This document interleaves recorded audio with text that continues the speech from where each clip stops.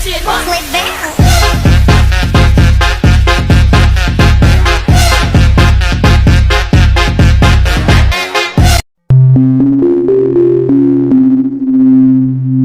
Kes individu tertentu menerima rasuah telah dirisik pihak Suruhanjaya Pencegahan Rasuah SPRM Malaysia.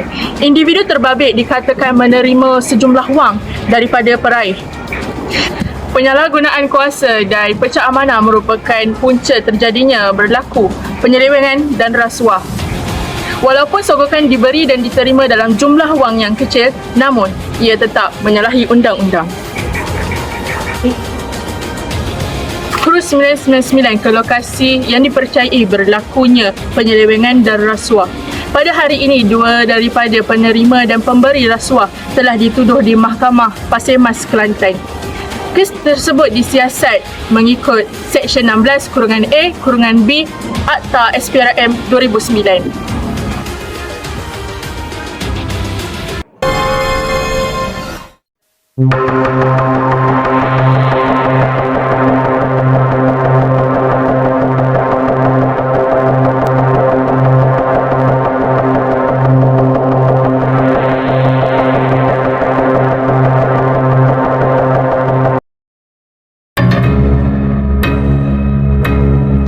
Jadi, telefon polis. Hello?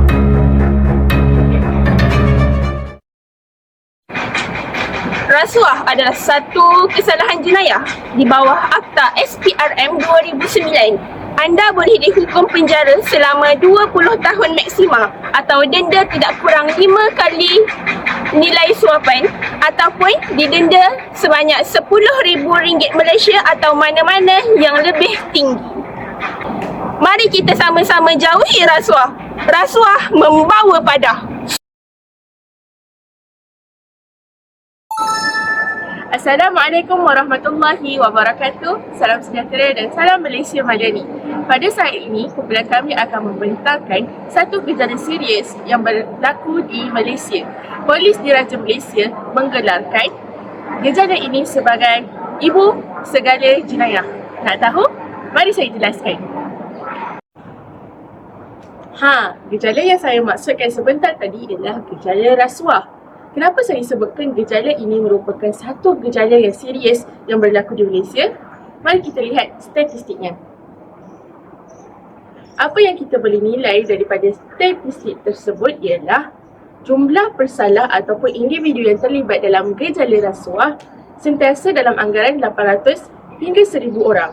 Tidak pernah berkurang ataupun mencecah 700 sepanjang tahun 2018 hingga tahun 2022. Jadi, kita boleh simpulkan bahawa gejala rasuah merupakan jenayah common yang sering dilakukan oleh rakyat Malaysia. Menurut statistik Suruhanjaya Pencegahan Rasuah Malaysia, golongan yang terlibat dalam gejala rasuah adalah orang awam dan pejawat awam. Ini adalah antara kes-kes rasuah di Malaysia. Jika diletakkan semua kes yang terjadi, tidak akan pernah muat untuk dipaparkan. Tidak kira agama, bangsa dan jawatan, rasuah masih lagi membiak dalam kalangan rakyat Malaysia. Kes rasuah semakin membimbangkan dan amat dikesali kerana ia dicatatkan sebagai gejala yang sentiasa berlaku di sekeliling kita.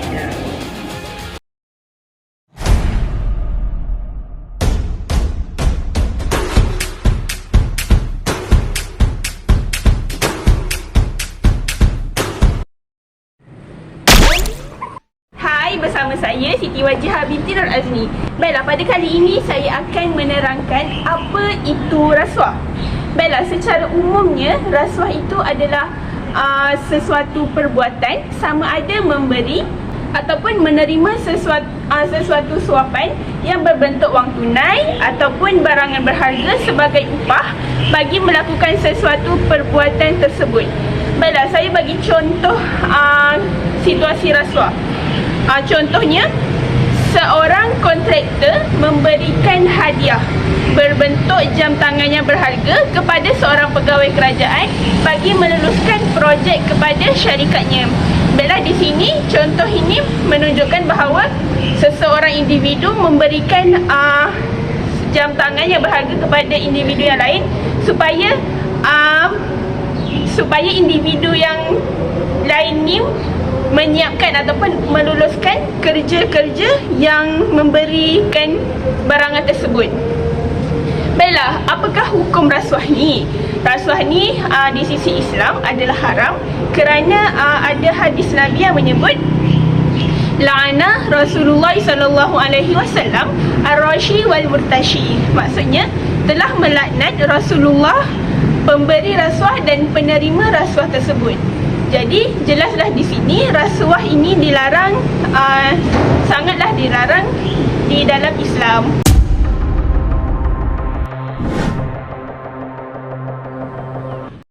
Assalamualaikum warahmatullahi wabarakatuh. Kembali bersama saya Izzatul Afifah binti Muhammad Rasli. Pada hari ini saya akan kupaskan berkaitan kesan rasuah. Sebenarnya sudah kita tahu bahawa rasuah memberi impak yang negatif kepada negara, masyarakat maupun individu itu sendiri. Dan pada video kali ini saya akan kupaskan berkaitan impak negatif kepada masyarakat. Antaranya ialah berlaku pengabaian kepentingan masyarakat. Rasuah bukan sahaja menjejaskan kemajuan negara, bahkan rasuah ini mempertaruhkan nasib rakyat itu sendiri. Dalam hal ini, lazimnya golongan yang berpendapatan rendah akan menjadi mangsa kepada rasuah. Hal ini kerana mereka tidak mendapat hak yang sama rata yang sepatutnya diberikan kepada mereka. Tetapi hak itu tidak diberikan kepada mereka. Sebagai contoh, tender, pekerjaan dan pendidikan. Bukan itu sahaja, rasuah ini juga menjauhkan jurang perbezaan antara golongan miskin dan golongan kaya. Hal ini kerana lazimnya golongan kaya akan menggunakan rasuah sebagai satu medium untuk mendapatkan sesuatu perkara yang mereka ingini. Sehingga kan mereka sanggup untuk menyogok duit semata-mata untuk mendapat perkara tersebut. Secara tidak langsung, prosedur satu proses akan menjadi kucak-kacir kerana berlaku pecah amanah serta undang-undang yang dipraktikkan tidak dilaksanakan dengan betul. Sebagai contoh, terdapat setengah golongan yang menggunakan rasuah untuk mendapatkan lesen memandu kereta, sedangkan mereka tidak layak untuk mendapat lesen tersebut. Perkara ini bukan sahaja melanggar undang-undang negara, tetapi perkara ini menjejaskan keselamatan di jalan raya dan akan mencetuskan ketidakadilan kepada orang lain. Selain itu, terdapat juga setengah pihak yang menggunakan rasuah ini untuk mendapatkan satu pekerjaan atau satu jawatan tinggi dalam sebuah organisasi.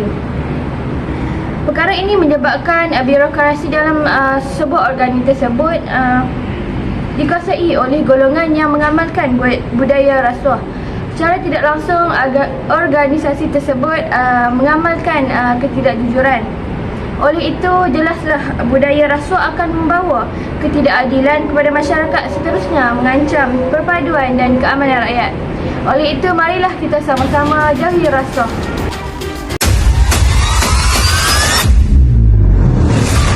Bersama saya Nur Amni Adilah binti Muhammad, saya akan mengupas,kan berkenaan langkah-langkah menangani rasuah berdasarkan penghayatan akhlak Rasulullah SAW. Pihak pemerintah atau pihak bertanggungjawab boleh mengambil inisiatif dalam mengemaskan semula sistem urus takbir dan accountability dalam pentadbiran dan dengan mengambil pendekatan hifzul mal daripada maqasid syariah.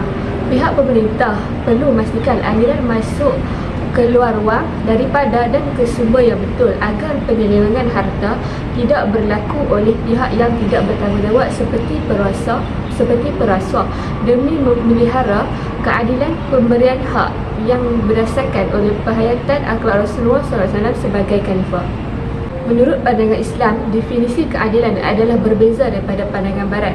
Menurut Islam, keadilan tidak semestinya membawa maksud kesamarataan, tetapi lebih kepada pemberian hak kepada pihak yang lebih memerlukan. Oleh itu, ajaran Islam sangat menitik beratkan keadilan dalam pemerintahan. Pada tempoh pemerintahan Rasulullah SAW sebagai khalifah, tidak pernah wujud sebarang runtutan atau bantahan daripada kaum muslimin maupun orang bukan Islam daripada penyelewengan. Malah kesemuanya akur dan taat akan segala perintah yang dibawa oleh baginda kerana sifat baginda yang sangat mementingkan keadilan dalam pemberian hak demi menjaga kemaslahatan umat. Baiklah, seterusnya antara langkah yang boleh diambil untuk menangani rasuah juga ialah pihak berkuasa seperti Suruhanjaya Pencegah Rasuah Malaysia SPRM perlulah berani dalam menegakkan undang-undang. Oleh itu, pendekatan hifzul mal daripada maqasid syariah digunakan dengan cara merangka atau membuka satu hukuman kepada pesalah rasuah berdasarkan hukuman ta'zir. Hukuman yang dijatuhkan kepada pesalah rasuah sekarang juga merupakan daripada hukuman ta'zir. Namun pihak kerajaan juga boleh melakukan penambahbaikan dari masa ke semasa. Hukuman yang dijatuhkan kepada pesalah rasuah sekarang juga adalah berdasarkan hukuman ta'zir. Namun pihak kerajaan boleh melakukan penambahbaikan dari masa ke semasa hukuman yang sedia ada dengan merangka hukuman secara berperingkat agar keberkesanannya dapat diakur dan kaedah pencegahan yang terbaik dapat dikesan dalam mempamerkan keberanian organisasi negara menegakkan kebenaran berlandaskan penghayatan akhlak Rasulullah SAW sebagai khalifah. Berarti dalam diri dan kecekalan hati yang ditunjukkan oleh baginda SAW sama sekali tidak dapat disangka dan perlu dicontohi. Menurut penilaian yang dilakukan oleh golongan sarjana Islam terhadap salah satu kriteria terbilang yang dimiliki oleh baginda SAW sebagai seorang pemimpin ialah berani untuk berterus terang dalam soal kebenaran. Demikianlah tugas utama yang dipikul oleh pihak Suruhanjaya Pencegah Rasuah Malaysia SPRM dalam mengemudikan bahtera organisasi supaya menjurus kepada perkara kebajikan dan menghapuskan segala bentuk kebatilan, iaitu menghapuskan gejala rasuah. Sekiranya hilang keberangan dalam jiwa, maka akan musnahlah sesebuah organisasi kerana seseorang pemimpin tidak berani untuk menegur kesalahan yang dilakukan oleh pengikut bawahnya. Oleh itu, pihak SPRM perlulah berani dalam menegakkan undang-undang dalam membendung gejala rasuah yang semakin berluasa di negara yang membawa kesan yang buruk terhadap negara baik dari segi ekonomi, sosial dan masyarakat. Itu sahaja daripada saya. Sekian, terima kasih. Pihak kerajaan hendaklah mengambil tindakan tegas dalam menjalankan hukuman kepada pesalah-pesalah rasuah, tidak kira pangkat dan kedudukan mereka, dengan menggunakan konsep al-qiwamah. Apa itu al-qiwamah? Al-qiwamah ialah satu konsep yang diamalkan oleh Rasulullah, iaitu hak kekuasaan terletak di atas bahu ketua atau pemimpin bukan bagi mewujudkan jurang antara rakyat dan pemimpin, tetapi ianya sebagai suatu bentuk amanah yang besar yang dipikul oleh seorang pemimpin. Ahli tertinggi dalam sesebuah organisasi atau kerajaan hendaklah menunjukkan contoh perilaku yang tidak mengamalkan rasuah ketika dalam keadaan apa sekalipun.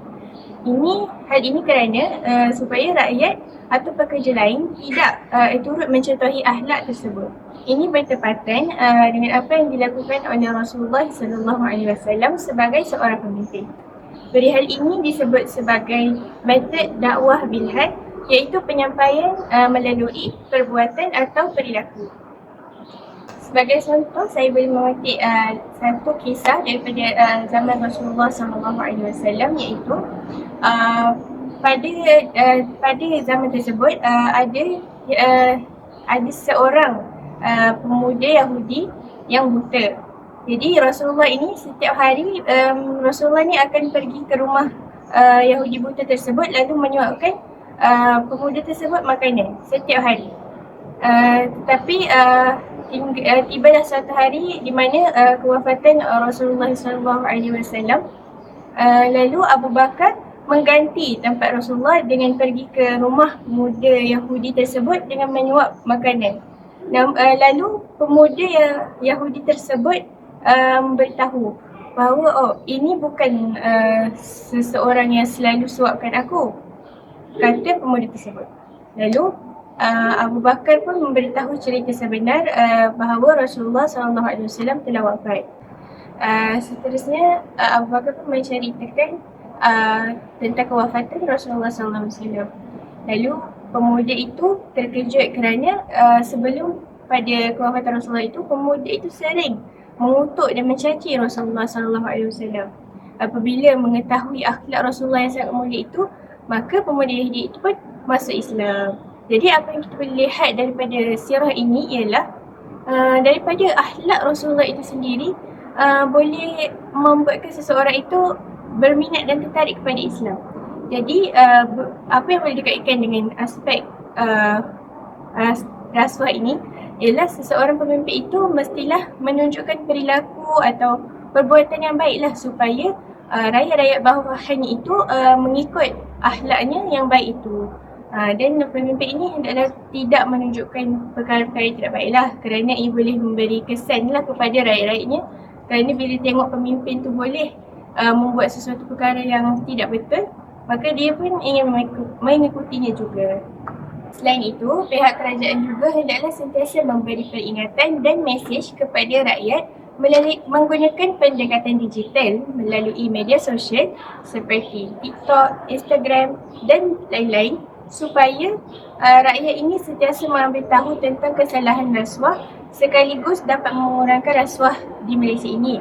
Hal ini kerana pada era globalisasi ini, pendekatan digital ramai digunakan oleh semua peringkat umur.